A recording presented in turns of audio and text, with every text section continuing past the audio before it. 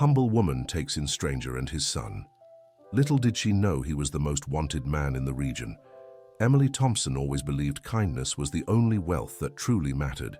Even living alone in a modest little house on the outskirts of Clearwater, a small town in rural Pennsylvania, she never hesitated to help those in need.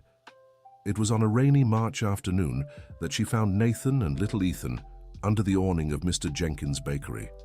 The man held the boy close to his chest, both drenched and visibly exhausted. Emily didn't think twice before approaching. "Are you all right?" she asked, noticing the boy's frightened eyes and the father's weary expression. Nathan looked up, revealing a face marked by exhaustion and something Emily couldn't quite place.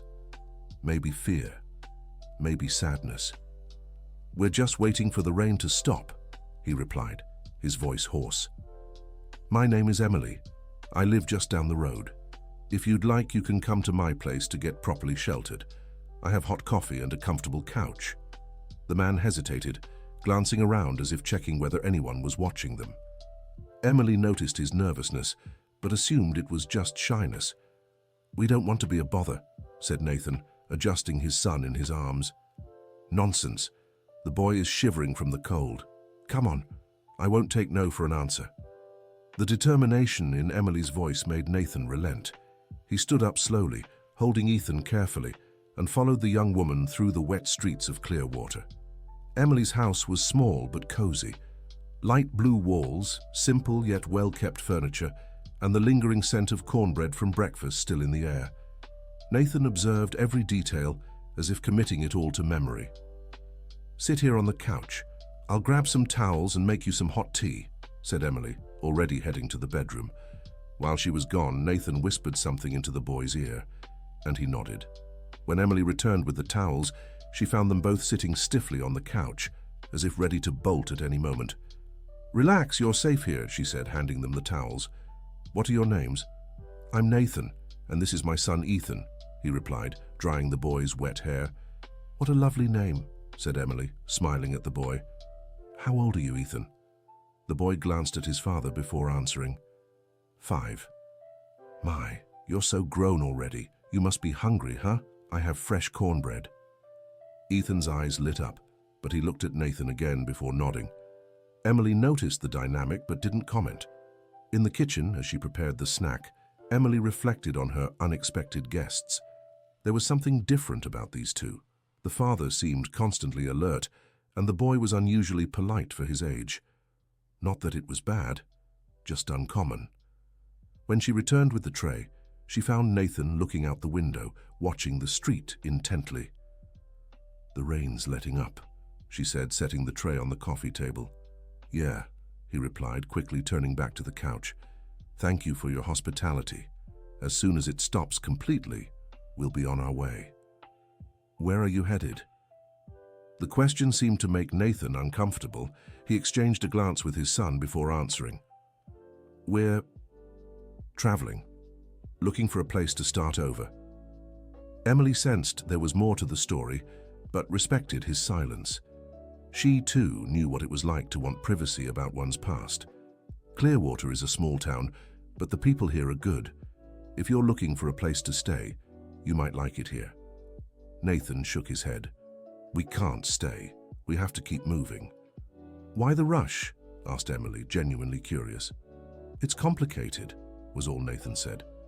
Dear listener, if you're enjoying the story, please take a moment to like and especially subscribe to the channel. It helps us a lot as we're just starting out. Now continuing. The silence that followed was broken only by the sound of the rain easing outside. Ethan ate the cornbread eagerly, and Emily noticed the child seemed like he hadn't had a proper meal in some time. "When was the last time you all had a decent meal?" she asked, careful not to sound intrusive. Nathan seemed embarrassed. "Yesterday, or the day before. I don't remember well." "Oh my, that's not right. You're having dinner here tonight. I won't take no for an answer." "Emily, you've already done so much for us. We can't—" "Yes, you can. And you're staying the night too. I won't let you go out on the street with this child at night and without proper food." Nathan seemed torn between gratitude and something Emily interpreted as fear. She decided not to push further for now, and simply act. Ethan, how about helping me make dinner? I can teach you how to make the best Clearwater-style rice. The boy looked at his father, who, after a moment's hesitation, nodded. It was the first time Nathan seemed to relax a little since they arrived. In the kitchen, as Ethan helped rinse the rice, Emily tried to keep the conversation natural. Do you like cooking, Ethan? Daddy cooks at home, but he doesn't make cornbread as good as yours. Oh, really? And where is your home? The boy stopped stirring the rice and glanced toward the living room where Nathan was. We don't have a home right now, he said softly. Emily's heart ached. She knelt beside the boy. You know what I think? I think everyone should have a home, and until you find yours, this one can be it. Ethan smiled for the first time since they arrived, and Emily felt she'd made the right decision. During dinner, the atmosphere grew more relaxed. Nathan shared a little about himself, always vaguely. He said he worked in business administration, that they'd left the city they lived in because they needed a fresh start. Emily didn't press for details. What about you, Emily? Do you live here alone? Nathan asked. I do. My parents passed away when I was 20. Since then, it's just been me. I'm sorry. Thank you. It's been 5 years now. I've learned to manage on my own. I work at the public school, helping in the office and sometimes filling in for teachers. It's not much, but it's enough to live. Nathan watched her as she spoke, and Emily noticed genuine admiration in his eyes. That must be hard, he said. Everyone has their struggles. The important thing is not to give up and to help others when we can. After dinner, Emily set up the couch for Nathan and arranged some pillows on the floor to make a makeshift bed for Ethan. Nathan insisted they didn't need so much comfort, but Emily wouldn't hear it. Tomorrow you can decide what to do.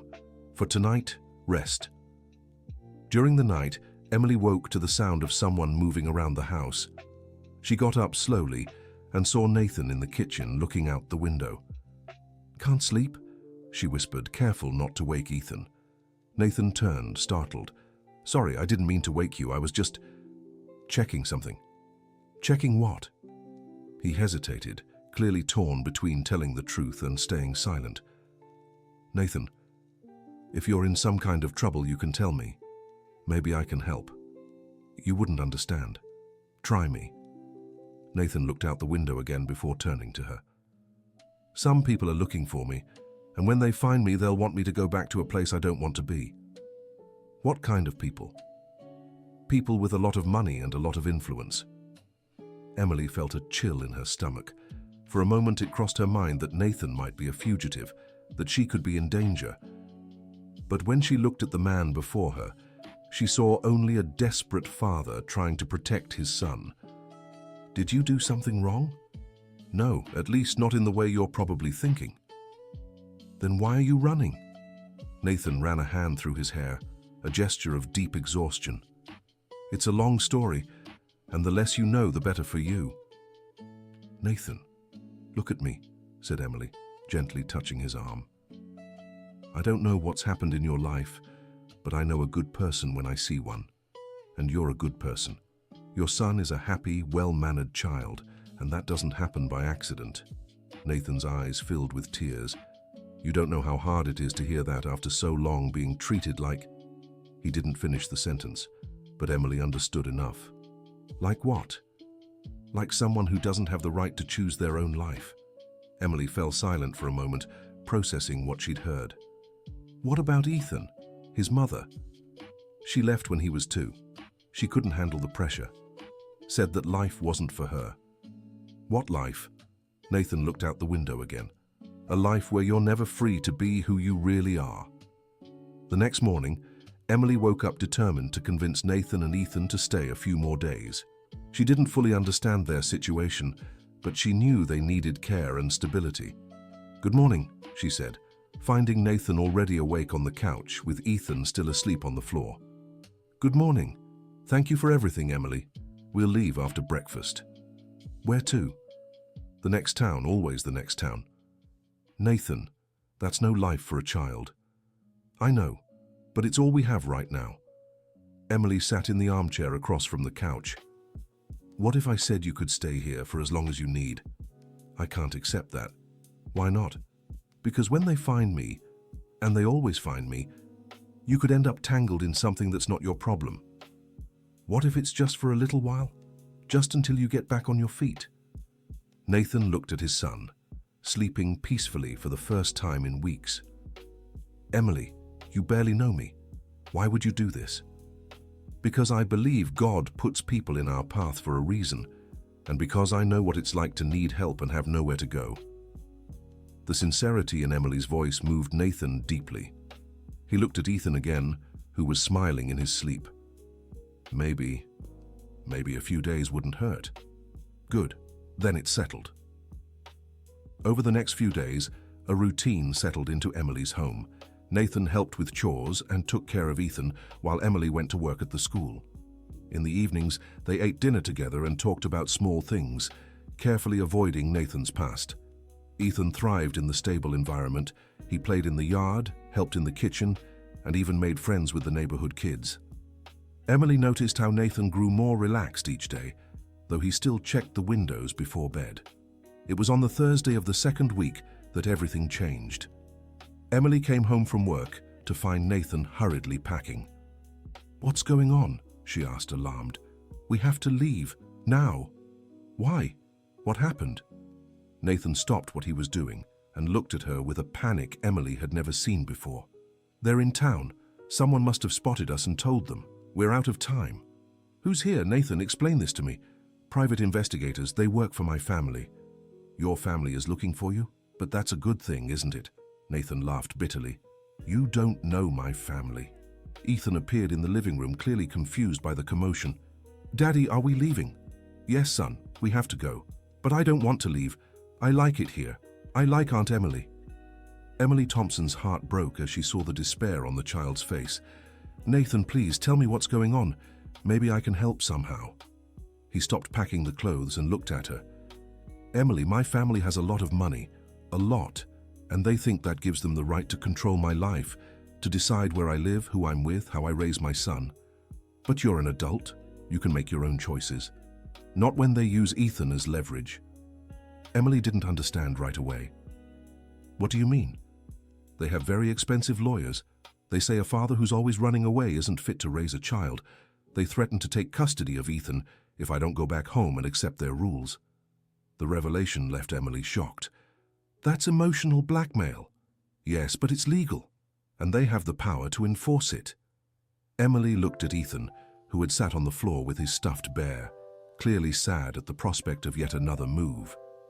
"Nathan, what if we didn't run this time?" "What do you mean?" "What if we stayed and faced these investigators? Maybe it's time to stop running." "Emily, you don't understand. They'll force me to go back. And you... And me what?" "You could get hurt in the process."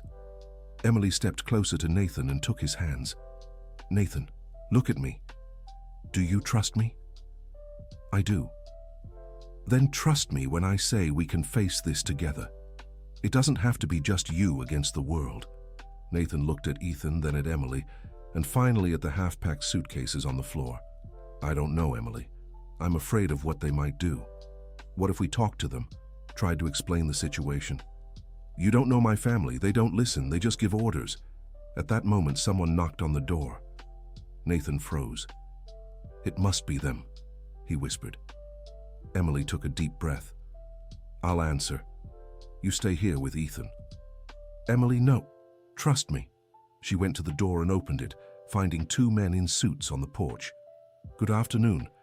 We're looking for Nathan William Thompson Brooks and the child with him. We have information that they might be at this residence." Emily tried to keep her voice steady. "And who's asking?" "We're private investigators hired by the Thompson Brooks family. Mr. Nathan needs to return home immediately." "And if he doesn't want to?" "It's not a matter of wanting, Mom. It's a legal matter. Mr. Nathan has family responsibilities he can't simply ignore." "What kind of responsibilities?" "That's none of your concern. Could you please call him?" Emily looked back, where Nathan appeared in the living room doorway holding Ethan in his arms. "I'm here," he said, his voice tense. "Mr. Nathan, finally. Your father is very worried. We need to return to New York City immediately." "I'm not going back." Sir, you don't have a choice. Your parents have already contacted the lawyers. If you don't return voluntarily, they'll file for custody of the child, claiming you don't provide adequate stability for him. Ethan clung tighter to his father's neck. Daddy, I don't want to leave here. One of the investigators looked around Emily's modest house with disdain. Mr. Nathan, look around. Is this suitable for a child from the Thompson Brooks family? Your son deserves better. Emily felt anger rising inside her. Excuse me, but who are you to judge what's suitable or not? This boy is clean, fed, cared for, and happy. What more does a child need? You don't understand. The Thompson Brooks family has standards to maintain. What standards are those? Emily insisted. Nathan stepped closer to her. Emily, you don't have to get involved in this. I'm already involved. And I want to understand what standards prevent a father from raising his son in peace. One of the investigators sighed, clearly impatient. Ma'am, the Thompson Brooks family owns one of the largest agricultural businesses in the country. Nathan is the sole heir. He has responsibilities he can't just abandon to play house. The revelation left Emily momentarily speechless. Nathan was heir to a fortune, and she had no idea. Nathan? She looked at him, seeking confirmation. It's true, he said quietly. My father is William Thompson Brooks, owner of the Brooks Agricultural Group, and he thinks that means he can control my life. Emily processed the information. Nathan wasn't just a father running from family problems. He was literally one of the most sought-after men in the country, not because he'd committed crimes, but because he was running from $1 billion inheritance. Mr. Nathan, enough games, said the investigator. We have a private jet waiting. Your father wants to see you today. And if I say no? Then tomorrow, you'll receive a court summons, and your custody of the boy will be challenged. Ethan began to cry softly. Daddy, I want to stay with Aunt Emily. Emily's heart broke. She looked at Nathan, who seemed defeated. Is there any legal way to fight this? She asked the investigators. Are you a lawyer? No, but then there's nothing you can do. This is a family matter. Nathan set Ethan down and knelt in front of him. Son, remember when I told you that sometimes we have to do things we don't want to do to protect the people we love? Ethan nodded, his eyes full of tears. This is one of those times, but I promise I'll find a way for us to come back here, okay? Promise for real?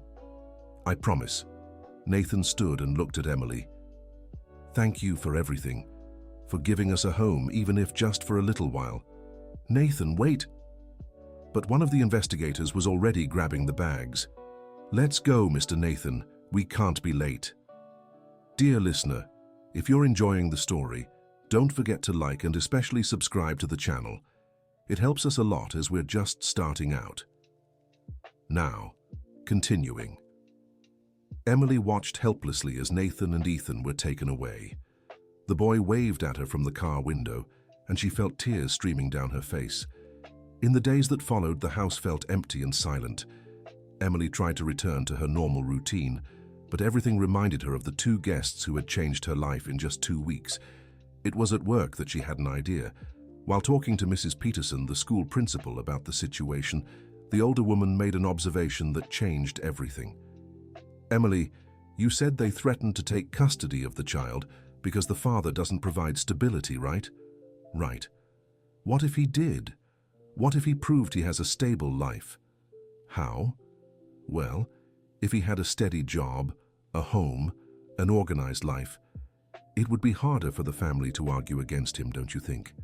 Emily stopped what she was doing. Mrs. Peterson, are you suggesting that... I'm suggesting that maybe this young man needs someone who believes in him and helps him build a life of his own, independent of his family. The idea began to take shape in Emily's mind. She spent the rest of the day thinking about how she could help Nathan, even from a distance. That night, she did something she never imagined she'd do. She looked up the Thompson Brooks family online. What she found made her even more determined to help. William Thompson Brooks was indeed one of the richest men in the country, but he was also known for being extremely controlling. There were articles about how he had forced other family members to work in the company against their will, Nathan wasn't the first Thompson Brooks to try escaping patriarchal control. Emily also discovered that Nathan had graduated in business administration, but had never actually worked in the family business.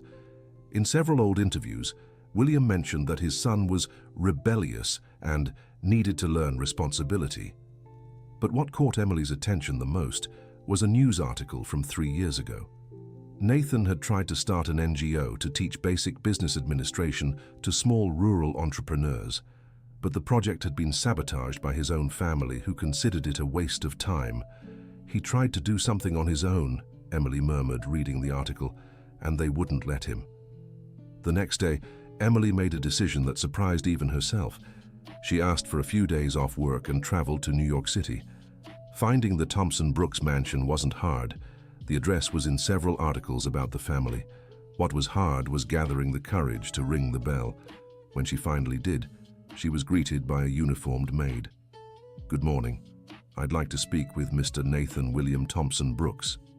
"And you are?" "Emily Thompson. I'm a friend." The maid hesitated, clearly unsure how to proceed.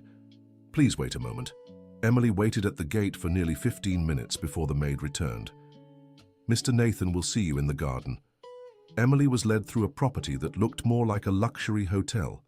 Perfectly trimmed gardens, a pool that resembled an artificial lake, and a house that could easily fit her little home in Clearwater 3 times over. Nathan was waiting for her, sitting on a bench under a tree, with Ethan playing in the grass nearby. When he saw Emily, his eyes lit up, but at the same time they revealed a deep sadness. "Emily, what are you doing here?" "I came to see how you both are." Nathan stood and stepped closer. "How did you find us?" "It wasn't hard. Your family is kind of famous." "Aunt Emily."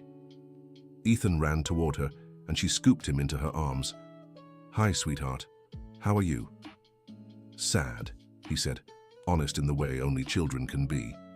"I want to go back to your house." Nathan approached, looking uneasy. "Emily, you shouldn't have come here. If my father finds out..." "He knows. Who do you think authorized my entry?"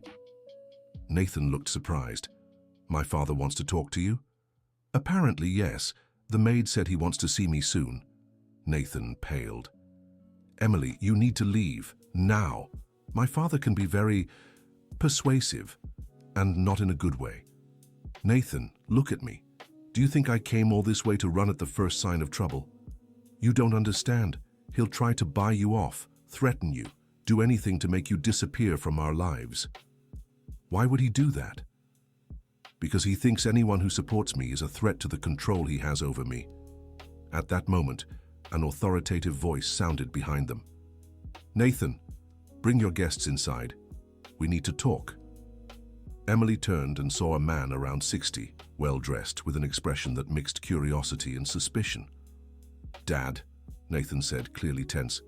"Mr. Thompson Brooks," Emily greeted, extending her hand. William observed her outstretched hand for a moment before shaking it. "So you're the woman who sheltered my son and grandson for 2 weeks?"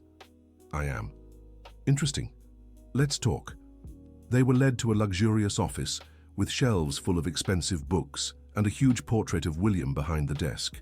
Ethan was taken by a nanny to play in another room. "Sit," William said, taking his place behind the desk like a judge. Emily sat beside Nathan, who looked like he wanted to vanish into the chair. "Miss Thompson, I looked into you. Substitute teacher, lives alone, no family, low income. What exactly do you want with my son?" The direct question left Emily momentarily speechless. "Excuse me? Don't play dumb. Men in Nathan's position always attract people looking to take advantage. How much do you want to stay out of his life?" Nathan stood up abruptly. "Dad, that's ridiculous. Emily doesn't want anything. She helped us when we needed it." "Nathan, sit down. Let the adults talk." Emily felt the anger rising inside her. "Mr. Thompson Brooks, with all due respect, I didn't come here to ask for money. I came because I care about Nathan and Ethan." "Oh, really? And why would you care about people you've only known for 2 weeks?" "Because sometimes 2 weeks are enough to see a person's character. and because I can recognize when someone is hurting. William leaned back in his chair, studying Emily. Hurting? My son has everything a man could want: money, social standing, a secure future. But he doesn't have freedom. Emily's remark made the room tense. Freedom is an illusion, Miss Thompson, especially for people with responsibilities like Nathan's. What responsibilities? Being miserable to keep up the family's appearances. Nathan touched Emily's arm, trying to ask her not to provoke further. Emily, you don't have to... Yes, I do, Nathan. Someone needs to speak the truth here. She turned back to William. Mr. Thompson Brooks, your son is a good man. Smart, kind. He's a wonderful father. But he's not happy here. And that's affecting your grandson too. What do you know about raising children? You don't have any. No, I don't. But I know what it's like to lose parents young and understand the value of having someone who truly cares about you. William was silent for a moment. And you think you care about them? Yes, I do. Then you should understand that what's best for them is to stay here, where they have security and a guaranteed future. What's best for them is to be happy, and they're not happy here. William stood and walked to the window. Miss Thompson, let me be clear. My son has a position to uphold in this company, a responsibility to hundreds of employees and their families. He can't just run away from that to play house in the countryside. What if he found a way to fulfill those responsibilities without sacrificing his own happiness? William turned, intrigued. How so? Emily took a deep breath. It was time to play her only card. What if he managed part of the family business remotely? Clearwater is an area with many small rural producers. Nathan could represent the company there, developing partnerships, offering consulting. It would be a way to expand the business while giving him the life he wants. Nathan looked at Emily, surprised by the proposal. That's interesting, William said, clearly thoughtful. Nathan has a degree in business administration. He knows the family business, and he's always wanted to work with small producers. It could be a win-win situation. And what would your role in this be, Miss Thompson? I don't know. Maybe none. I just want them to be happy. William returned to his chair and stayed silent for several minutes. Nathan and Emily waited anxiously. Nathan, he finally said. Yes, Dad. Is this what you want? Working with small producers in the countryside? Nathan hesitated, clearly surprised his opinion was being considered. Yes, it's always been what I wanted. And do you think you could represent the family business honorably doing this? I think so. Better than I could here, working unhappily. William nodded slowly. Very well. I'll consider the proposal, but with conditions. What conditions? Nathan asked. First, you'll have to prove you can live responsibly. No wandering from town to town. You'll have to choose a place and truly settle down. All right? Second, Ethan will remain a Thompson Brooks. He'll have the education and opportunities the family's position allows. As long as he's happy, I agree. Third, you'll be accountable for your results, monthly. If you can't prove you're meeting your responsibilities, you come back here.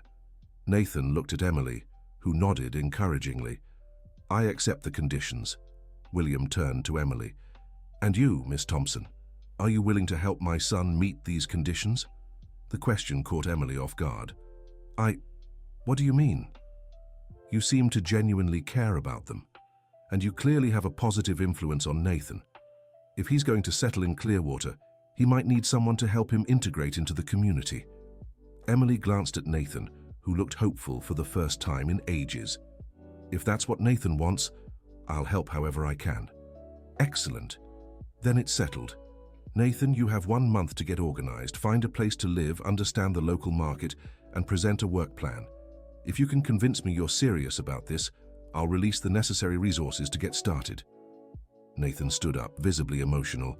Dad, thank you. You won't regret this. I hope not, because if you fail, there won't be a second chance.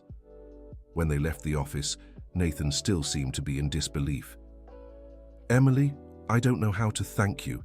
You did in an hour what I couldn't do in years. I didn't do much.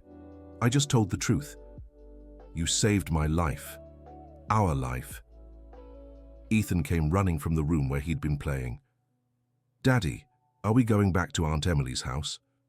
Nathan looked at Emily. If Aunt Emily allows it." "Of course I do. Let's go home." Dear listener, if you're enjoying the story, don't forget to like and especially subscribe to the channel. It helps us a lot as we're just starting out. Now continuing. The next month was a whirlwind. Nathan needed to find a house in Clearwater, develop a detailed business plan, and at the same time take care of Ethan and adjust to small-town life. Emily helped however she could. She accompanied him to view available rental homes, introduced him to local farmers, and even helped look after Ethan when Nathan had to travel for preparation meetings. The house Nathan chose was just 2 streets away from Emily's. It was simple but comfortable, with a big backyard where Ethan could play. Nathan insisted on paying the highest rent he could afford to show his father he was taking this seriously. The business plan he developed even impressed Emily. Nathan proposed creating a consulting and microcredit program for small farmers, helping them improve their planting and business techniques. In return, they'd get priority selling their products to the Brooks Agricultural Group. "It's brilliant," Emily said, reading the document. "You're helping farmers while also securing suppliers for your family's company. And the best part is it's something I truly believe in, not just to please my dad." When the day came to present the plan to William, Nathan was nervous but confident. The presentation was done via video call, with Emily by his side for moral support. William asked many questions, challenged numbers, and demanded details, but in the end, after nearly 2 hours, he nodded approvingly. "Nathan, I'm impressed. This is the most serious work you've ever shown me. Thank you, Dad. The initial investment will be released next week. You have 6 months to show the first results. I won't let you down." "I hope not. Oh, and Nathan." "Yes?" "Thank Miss Thompson. Clearly she's been a good influence on you." After the call ended, Nathan and Emily hugged, relieved and happy. "We did it," he said. "You did it. I just helped." "No, Emily. We did it. None of this would have been possible without you."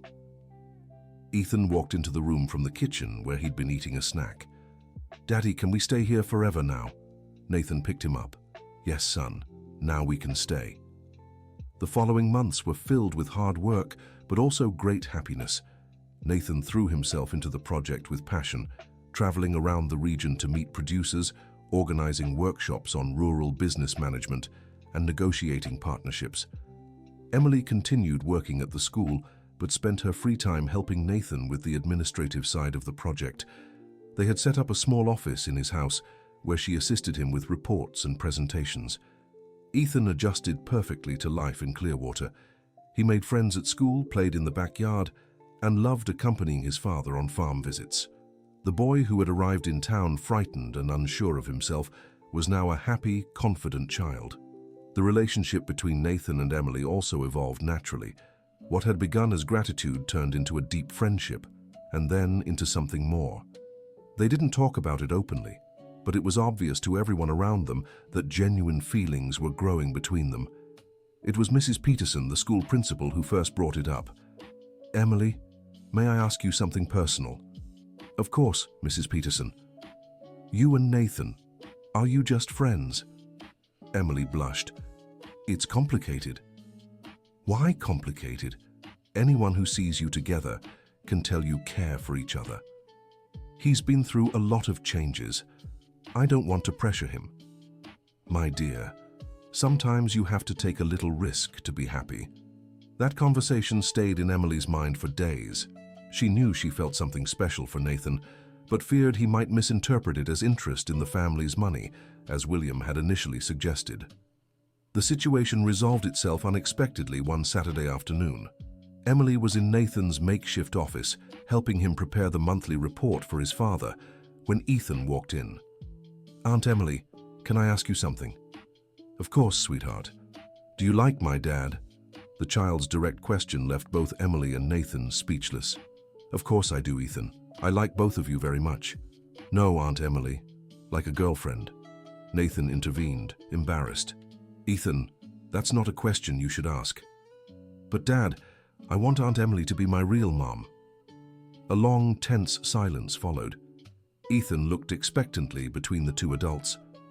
"Son," Nathan finally said, "things aren't that simple. Why not? You two like each other. I like Aunt Emily. She likes us. Why can't we be a real family?" Emily looked at Nathan, seeing the same confusion she felt reflected in his eyes.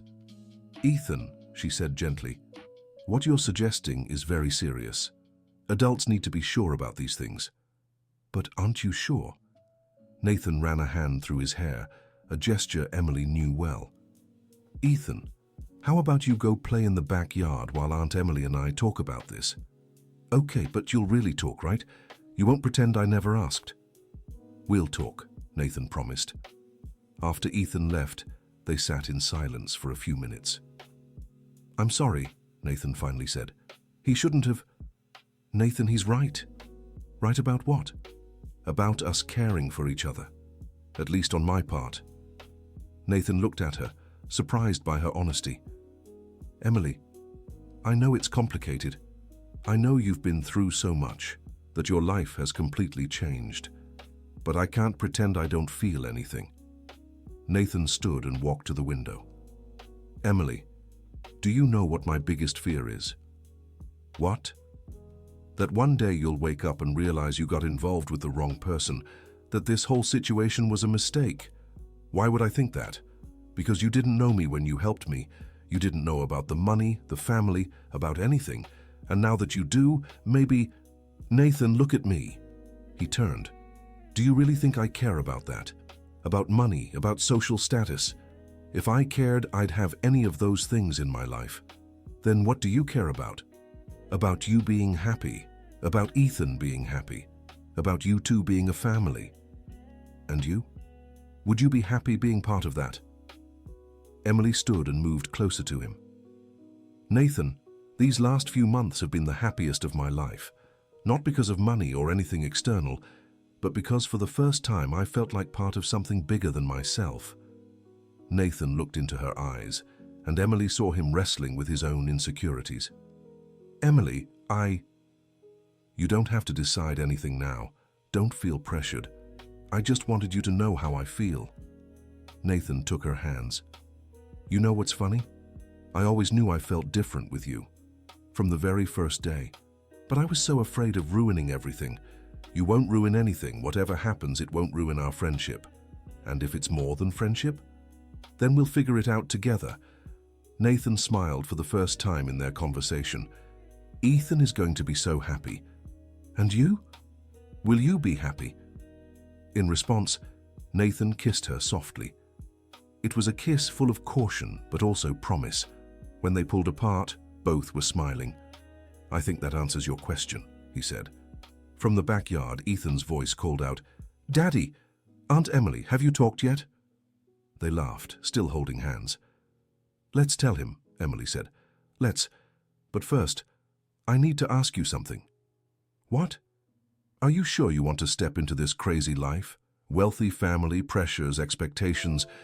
Nathan, the only thing that matters to me is the life the three of us can build together. The rest we'll handle." "Then let's handle it. Together." They walked out to the backyard, where Ethan waited eagerly. "So, did you talk?" "We did," Nathan said. "And we decided you were right. We really do like each other." Ethan shouted with joy and ran to hug them both. "Now we're going to be a real family?" "Yes," Emily said, kissing the boy's forehead. "Now we're going to be a real family." The following months were full of adjustments and discoveries. Nathan and Emily were officially dating, and Ethan never missed a chance to tell everyone he was getting a new mom. Nathan's work also flourished. The project's first results were so positive that William not only approved its continuation, but also increased funding. Small producers in the region were significantly improving their output and income, and the Brooks Agricultural Group was gaining reliable new suppliers. During one of their monthly video calls, William made a remark that surprised Nathan. "Son, I'm proud of what you've accomplished. This project is exceeding all expectations." "Thank you, Dad. That means a lot to me." "And Nathan?" "Yes?" "When are you going to officially introduce me to this Emily? From what I see in the reports, she's been key to the project's success." Nathan glanced at Emily, who was off camera but listening. Actually, Dad, we were thinking of planning a visit to New York City. There are some things we'd like to discuss in person. What kind of things? Things about the future.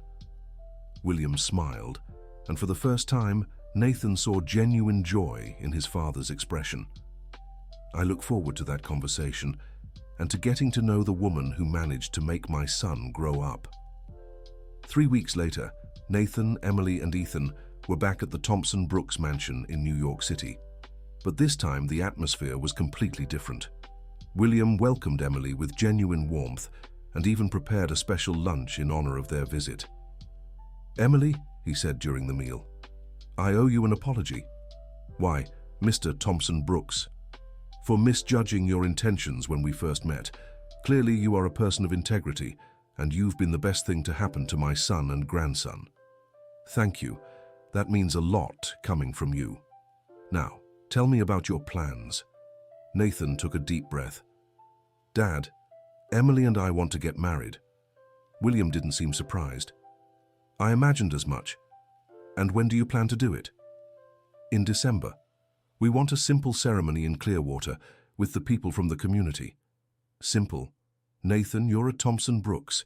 Your wedding can't be simple." Emily felt her stomach tighten, fearing the old family pressures were returning. But William continued, "It needs to be special. I want to cover all the expenses. A celebration worthy of the joy you've brought to this family." Nathan looked at his father in surprise. "Dad, that's not necessary." "Yes, it is. And I won't take no for an answer." "Emily, do you have any objection to having a wedding a bit more elaborate than planned?"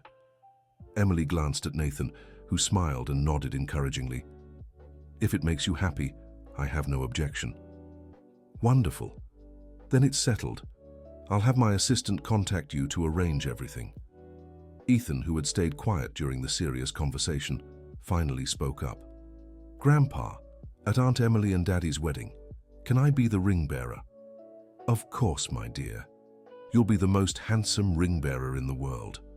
The following months were a whirlwind of preparations. William insisted the wedding be truly special, but respected Nathan and Emily's wish to hold it in Clearwater. The ceremony took place at the town's main church, decorated with wildflowers and elegant touches. The entire community was invited, from the farmers who worked with Nathan to the children at the school where Emily taught. Emily wore a simple yet elegant dress, chosen with the help of William's assistant. Nathan beamed in his dark suit, and Ethan stole the show as the ring bearer, scattering flower petals down the aisle. The most emotional moment came when Nathan read his vows. "Emily, when you found me on that rainy afternoon, I was lost, not just physically, but emotionally. You gave me more than shelter. You gave me hope. You taught me that true wealth isn't in what we have, but in who we are and how we care for one another. I promise to love and cherish you for the rest of my life, and to build with you the family we've always dreamed of." Emily, in turn, could barely finish her vows through tears. "Nathan, you and Ethan came into my life like a blessing. You taught me that family isn't just about blood, but about who chooses to stand by you. I promise to be for you what you've been for me, a safe harbor, a home, a true love." When the priest declared them husband and wife, the entire church erupted in applause. Ethan ran to hug them both, shouting, "Now we're a real family." The reception was held in Clearwater's town square, transformed into an open-air ballroom. William had hired a local band, a sophisticated buffet featuring regional dishes, and even fireworks for the evening. During the celebration, William approached the couple. "Nathan, Emily, may I steal you for a moment?" They stepped away from the dancing crowd. "I'd like to give you my wedding gift," William said. "Dad, you've already done so much by arranging all this. It's not something material, it's a proposal." Nathan and Emily exchanged curious glances. "What kind of proposal?" Emily asked. "I want to make your project official. To become a permanent division of the Brooks Agricultural Group. Nathan would be the regional director for sustainable rural development." Nathan was speechless. "Dad, that would mean... It would mean you'd have full autonomy to expand your work to other regions. Your own budget, a team, resources to truly make a difference in the lives of hundreds of rural families. And we could still live here? Of course. The regional headquarters would be in Clearwater. You'd only need to travel for new project implementations. Emily looked at Nathan, seeing his eyes shining with emotion. Nathan, this is incredible. It's everything you've ever wanted. It's more than I dreamed, he said, turning to William. Dad, thank you for believing in me, for supporting our choices, for being a real father to you, William finished. That's what I've learned from you. That being a father isn't just about giving orders and expecting obedience. It's about supporting your children so they can be happy and fulfilled. The three of them hugged, overwhelmed. And now, William said, composing himself, let's get back to the party. After all, this is your night. A year later, Nathan and Emily were in the backyard of their new home, a larger property they'd bought to accommodate the office for the company's new division.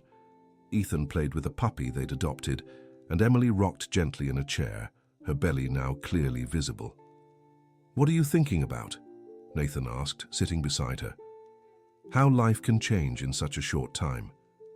2 years ago, I was alone, with no prospects of a family. Today you have a husband who loves you, a stepson who adores you, a baby on the way, and a father-in-law who thinks you're the best thing that ever happened to his family. Emily laughed. Your father exaggerates. He doesn't. You saved this family, Emily. Literally. We saved each other. Ethan came running over, holding the puppy. Mom, Buddy wants to know if the baby will play with him when it's born. Emily smiled at hearing Ethan call her Mom. It had been a natural transition, happening spontaneously a few months after the wedding. I'm sure he will, sweetheart. But first, the baby needs to grow a little more. When will it be born? In 3 months.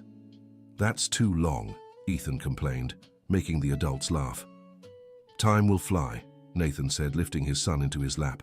And when your little brother or sister is born, you'll be the best big brother in the world. I'll teach them how to play, ride a bike, and take care of Buddy. I'm sure you will. That night, after Ethan fell asleep, Nathan and Emily sat on the porch, gazing at the stars. Nathan? Yes. Do you regret anything? Maybe running away from my family for so long. If I hadn't, I might have found you sooner. Or maybe not. Maybe we needed to go through everything we did to be ready for each other. Maybe. What about you? Any regrets? Not insisting harder for you two to stay from the very first day, she said, laughing. You insisted enough. You changed our whole lives with that stubbornness. They sat in comfortable silence for a while, just enjoying the peace of the night. Emily? Yes? Thank you. For what? For believing in us when we didn't even believe in ourselves. For fighting for our family when we didn't even know we had one. For teaching me that sometimes the bravest thing we can do is accept help. Emily took his hand. And thank you for teaching me that family isn't just who you're born with, but who you choose to grow with. I think we'll grow a lot together. I think so too. The following week, William called with exciting news. Nathan, your project has been selected for a National Sustainable Development Award. Really? Really? The ceremony is next month in Washington, D.C. You'll be representing not just the Brooks Agricultural Group, but the entire American agricultural sector. Nathan shared the news with Emily, who was overjoyed. Nathan, this is incredible, all your work being recognized nationally. Our work. You've been with me through all of it. But you're the one who had the vision, who pursued it, who made it happen. With your help, always with your help. The award ceremony was an elegant event with representatives from across the country. Nathan and Emily, who was already 7 months pregnant, were accompanied by William and Ethan. When Nathan took the stage to accept the award, his speech moved the audience. This award isn't just mine. It represents hundreds of rural families who believed in our project, an entire community that welcomed us, and especially my wife, who taught me that true success isn't measured by what we accumulate, but by how many lives we positively touch. The audience rose in applause, and Emily, watching from the front row with tears in her eyes, felt the baby move in her belly as if applauding too. 2 months later, Grace Thompson Brooks was born, a healthy, calm baby girl who completed their family. Ethan proved to be a devoted older brother, and William melted completely when meeting his first granddaughter. "She's perfect," he said, holding the baby for the first time. "Just like Grandma Grace," Emily said, referring to William's mother, after whom the baby had been named. "Your mother would be proud," Nathan told his father. "She would. And you can be sure Grace will grow up knowing the story of the brave parents who chose love over convenience." 5 years had passed since that rainy afternoon when Emily found Nathan and Ethan at Mr. Jenkins' bakery. The town of Clearwater had transformed.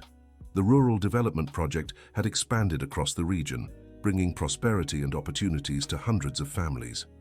Nathan and Emily's home had become a landmark in town.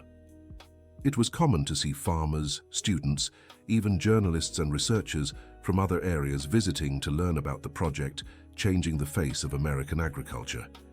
Ethan, now 10, had grown into a confident and studious boy, proud of his family. Grace, at 5, was a bright and affectionate girl who loved accompanying her parents on visits to local farms. One Sunday morning, the family was gathered in the backyard for breakfast when an unexpected visitor arrived, Mr. Jenkins, the bakery owner. "Mr. Jenkins," Emily said, surprised. "What an honor to have you here." "Mrs. Thompson, I wanted to talk to you all about something." "Of course, sit with us. Would you like some coffee?" "Yes, thank you." As Emily poured the coffee, Mr. Jenkins looked around, taking in the well-kept property, the children playing, the family's harmony. "You know, Mrs. Thompson, I've been thinking a lot about that afternoon 5 years ago when you met Nathan and Ethan at my bakery." "Oh, you remember?" "How could I forget? It was one of the most important days in our town's history, though none of us knew it at the time." Nathan approached, curious. "What do you mean, Mr. Jenkins?" "Well, Nathan, just look around. See what this town has become since you arrived. Farmers thriving, young people able to study and work without leaving, the economy growing." "The project really worked," Nathan agreed. "More than worked. It changed our reality. And it all started with Mrs. Thompson's kindness that rainy afternoon." Emily was moved by the man's words. "Mr. Jenkins, I only did what anyone would do." "No, Mrs. Thompson. You did what a special person would do. And I wanted to say thank you. On behalf of the whole town." "Thank you for what?" "For showing that sometimes the most important thing we can do is simply open our door to those in need." That conversation stayed in Emily's mind for the rest of the day. That night, when the children were already asleep, she and Nathan talked on the porch, as was their habit. "Nathan, do you really think we made a difference?" "Are you kidding? Emily, you saw the numbers in the last report. Over 300 families directly helped. Average income in the area up by 40%. Education rates improving." "I'm not talking about numbers. I'm talking about real difference." Nathan thought for a moment. "You want to know if it was worth it?" "I want to know if we made the right choices. Emily, look back. 5 years ago I was a lost man, running away with my son from a life I couldn't face. You were a woman alone, with no hope of family. Today we're a happy family, with work we love in a community that welcomed us." "Exactly. If that's not making a difference, I don't know what is." Emily smiled, satisfied with his answer. "Sometimes I wonder, what if I hadn't stopped to help you two that afternoon? But you did, and it changed everything, for the three of us. For far more than that. Think of all the families doing better today because of the project, the children who will have better opportunities, the young people who don't have to leave their hometown for a future anymore." "That's true. And think about my father, too. 5 years ago, he was a bitter, controlling man who thought love was possession. Today, he's a loving grandfather and a businessman who understands that real success includes social responsibility. Your father really has changed, because you showed him there was another way to live, a way where everyone can win." They fell silent for a while, each lost in thought. "Nathan?" "Yeah? If you could go back and change something, would you?" Nathan looked into her eyes. "I wouldn't change a thing, not a single thing, because everything we went through, even the hard moments, brought us here. And here is exactly where I want to be. With me, With you, with our kids, doing this work in this town, I can't imagine a better life." Emily nestled into his arm, feeling completely whole. "I wouldn't change anything either. Not even that rainy afternoon when two strangers knocked on your door. Especially that afternoon. That's when my life truly began." The following month, the family received a very special visit. William arrived in Clearwater with a delegation of business people and journalists. It was the official launch of the project's expansion to other states. "Nathan, Emily," William said during the launch ceremony, "you've created something far more than a business project. You've built a model for how we can do business ethically, sustainably, and humanely." The ceremony was held at the school where Emily worked, with the whole community present. Ethan and Grace sat in the front row, proud of their parents. During his speech, Nathan moved the crowd. "This project was born from a simple lesson I learned from my wife, that true wealth lies in our ability to care for one another. When we came to Clearwater, we were running from a past we couldn't face. This community taught us that the future is built with courage, hard work, and above all, love." Emily, in turn, spoke about the importance of community. "6 years ago, I thought I was alone. Now, I know I never was.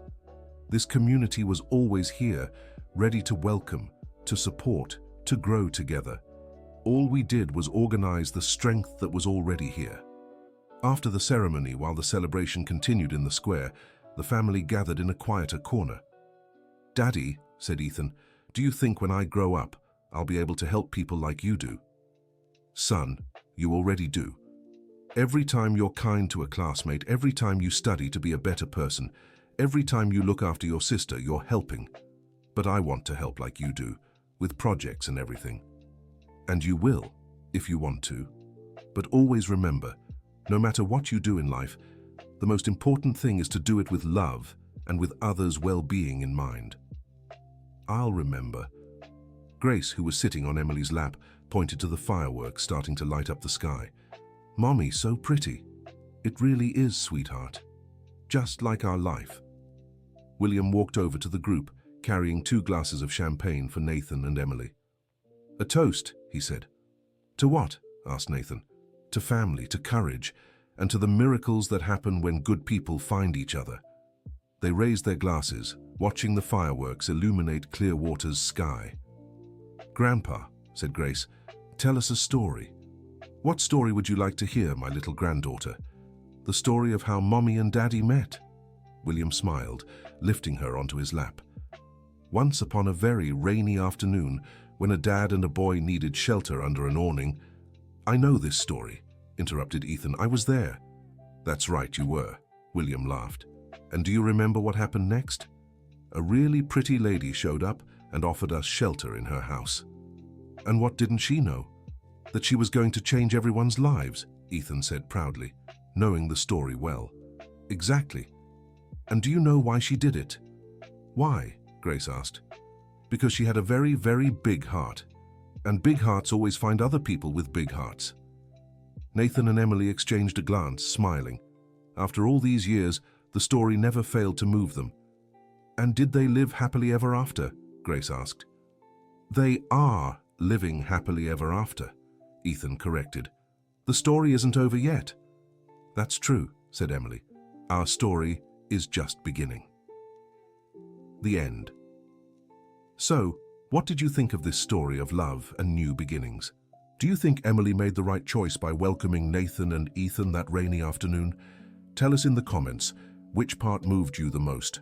If you have a similar story to share, leave it below with heartfelt words. We love reading your experiences. Don't forget to like and, most importantly, subscribe to the channel so you don't miss other heartwarming stories that touch the soul.